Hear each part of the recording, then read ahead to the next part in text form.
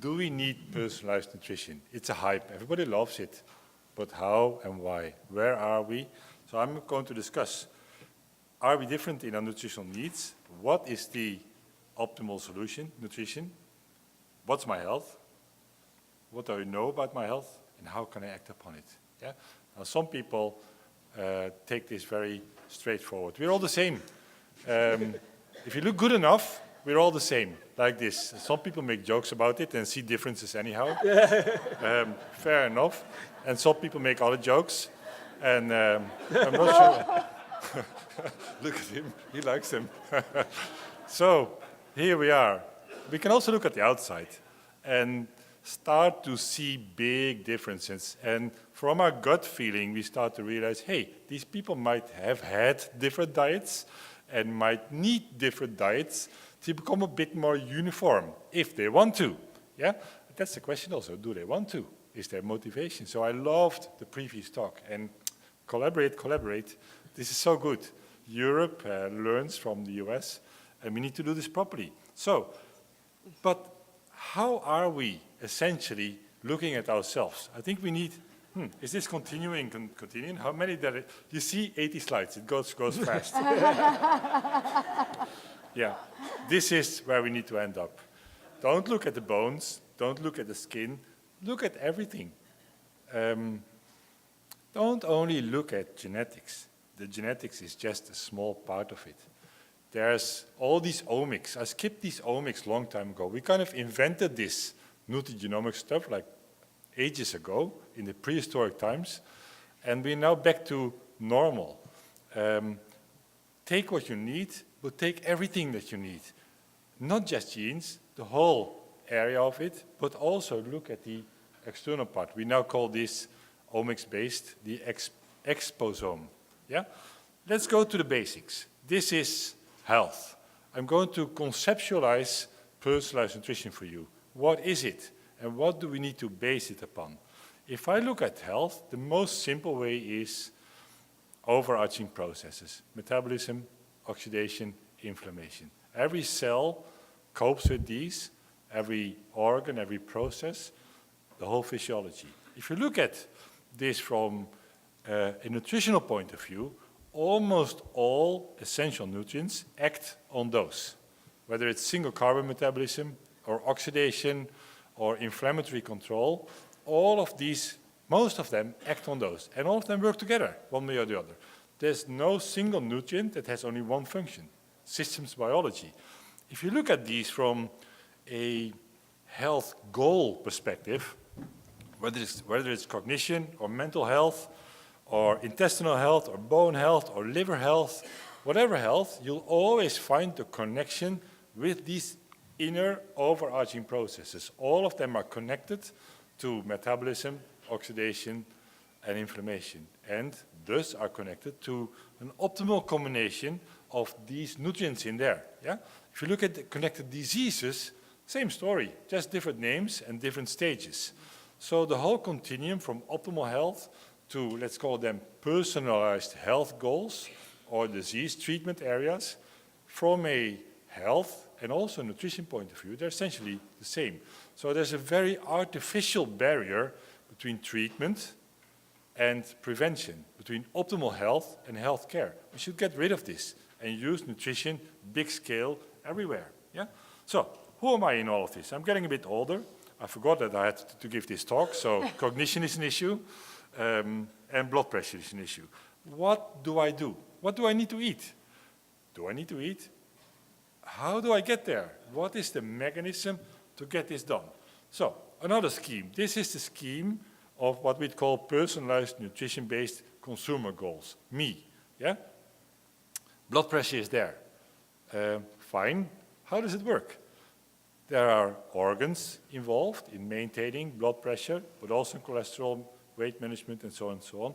Underneath these organs and connected to them, and not in a reductionistic, but in a systems manner, are processes. Insulin sensitivity, satiety, inflammatory control, insulin production, fatty acid oxidations, and so on and so on.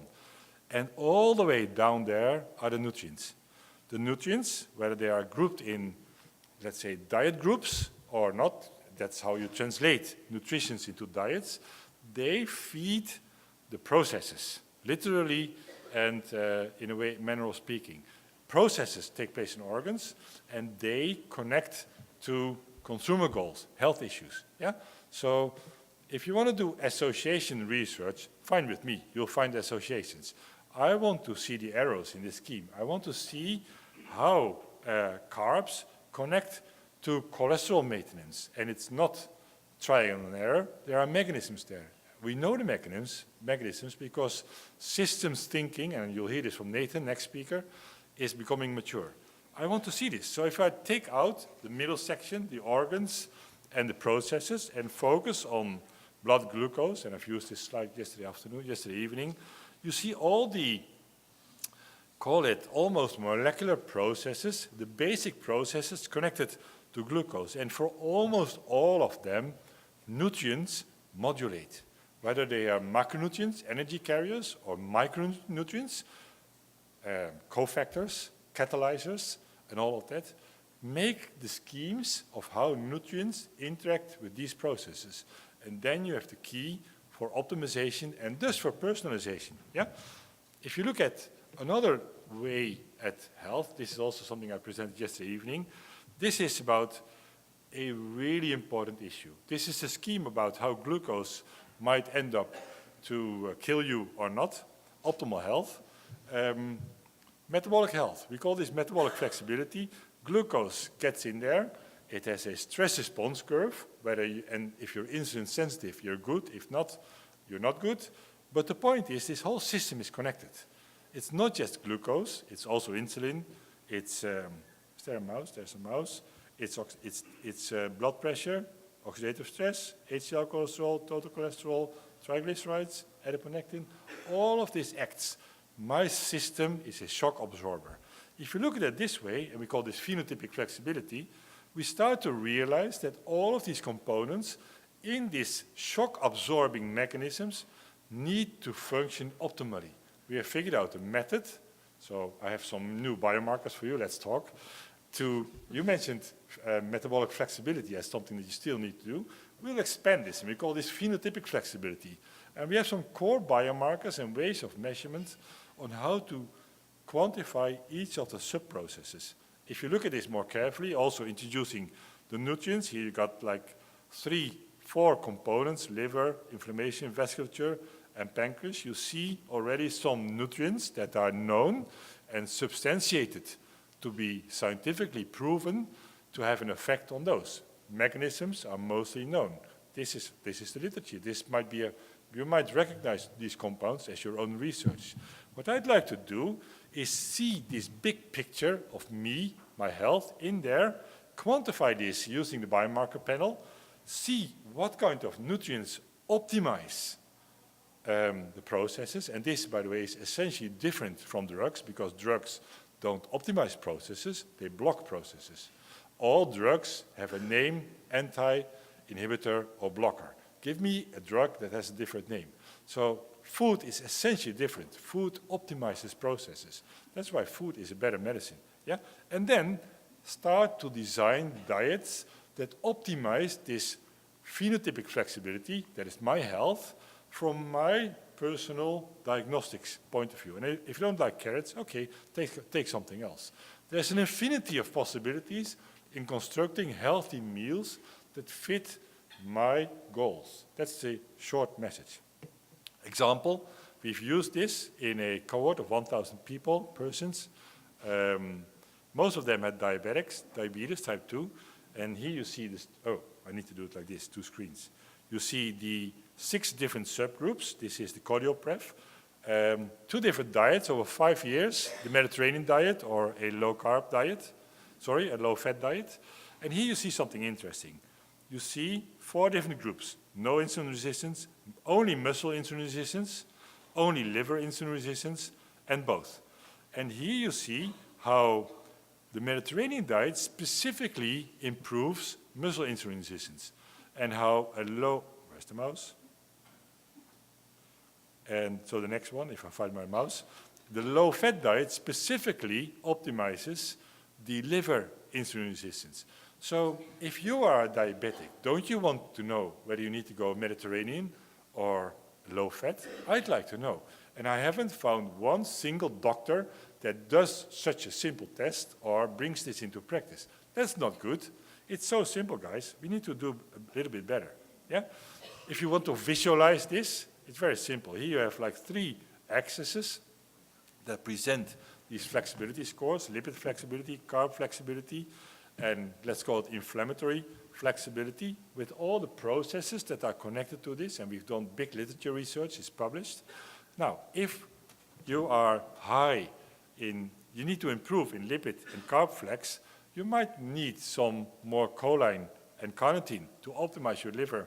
If you have issues with inflammation, you might want to optimize in that area, and so on and so on. There are all kinds of visualization tricks or mathematical tricks or models that can help here. There's an infinity of technology.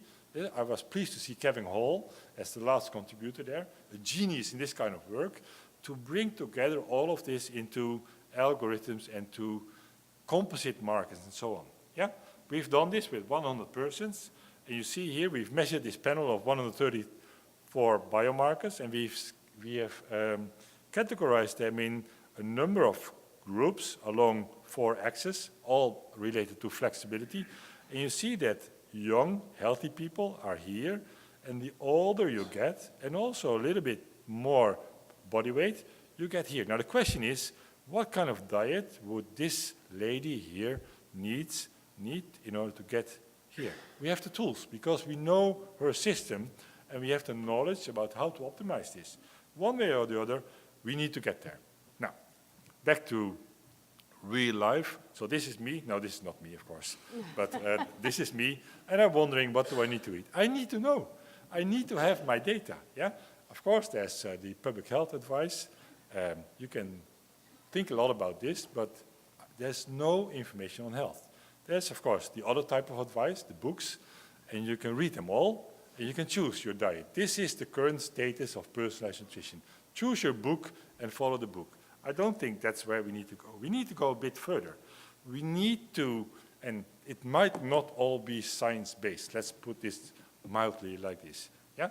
So I go to the internet, and there's a lot of advice for me there. Not all is good. Sometimes it's actually conflicting. This, I think, is in the US. I'm not sure, but I think so. So in the end, this is about how do I get my information? Now, and this is the key question. Who owns my health data? Am I able to work with my health data? I know my body weight. Actually, I know a lot about myself. I measure, I quantify myself.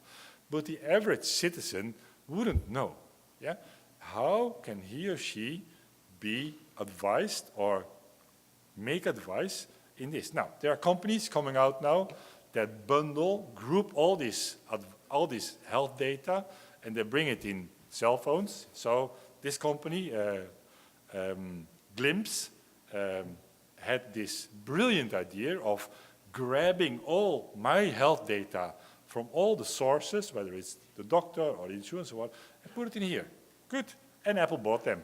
Yeah? So, and it makes sense that Apple buys them because Apple is bigger. But one way or the other, we need to go beyond that stage. I don't want my data to be subject to valorization by big companies. I want, of course, they're allowed to do so. There's big money there.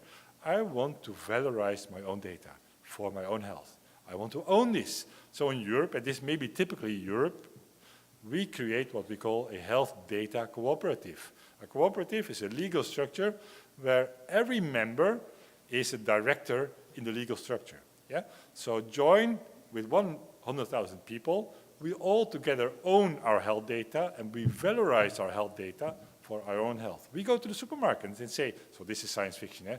We go to the supermarket and say, hey, I represent 100,000 person. We come to with our data, make me an algorithm, and advise me. That is how things will start to work, one way or the other.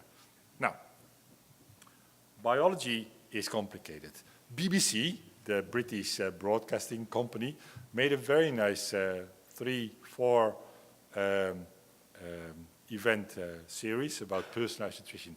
They did something very interesting. They bundled their 100 subjects in 3 categories. Constant gravers, they want to eat all the time, who recognizes him or herself.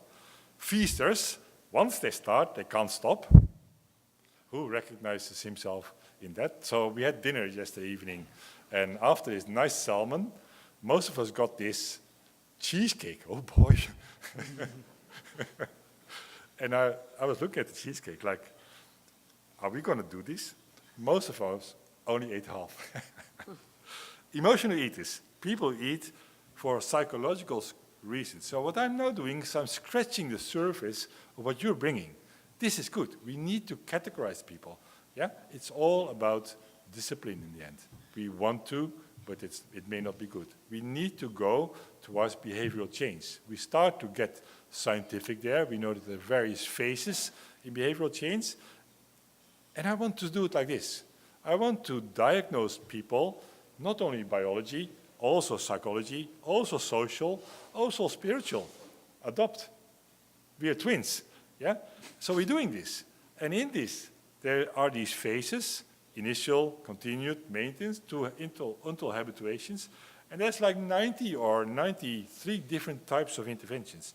Can I now, for my clients, customers, friends, myself, find the optimal personalized trajectory in behavioral change technologies that fit me in these various phases? That's where we need to come. One way or the other, we need to mature not only in the biology, my hobby, so I'm going out of my comfort zone. I realize that in changing this world, we need to go adopt. Beautiful. So, bottom line, the technology is here to come. No big thing, technology pushes there, and we'll be able to measure everything we need to know at a cost, and the cost is decreasing. So watch out for the future. Within X years, even months, everything you want to know is affordable and storable. The science is good enough to introduce, to start with. It's not complete, but there's so much out there, also classical nutrition research, that we can start using as bits and pieces in making choices to personalize. The data ownership is an issue, possibly the issue. If I own my data, I can start going out valorizing this, not money-wise, but health-wise. Personalized will change society, but society also needs to change. Yeah? Again, adopt. It's not just me knowing about myself, it's about everything and everybody collaborating to get out of this, for example, obesogenic environment, etc., etc. And the big thing for food industry, ladies and gentlemen, food products will be replaced by food services. A food service is a food product connected to something else, a diagnosis, a delivery, a personalized composition, and so on. I think that will gradually become the future. Thank you. Thank you.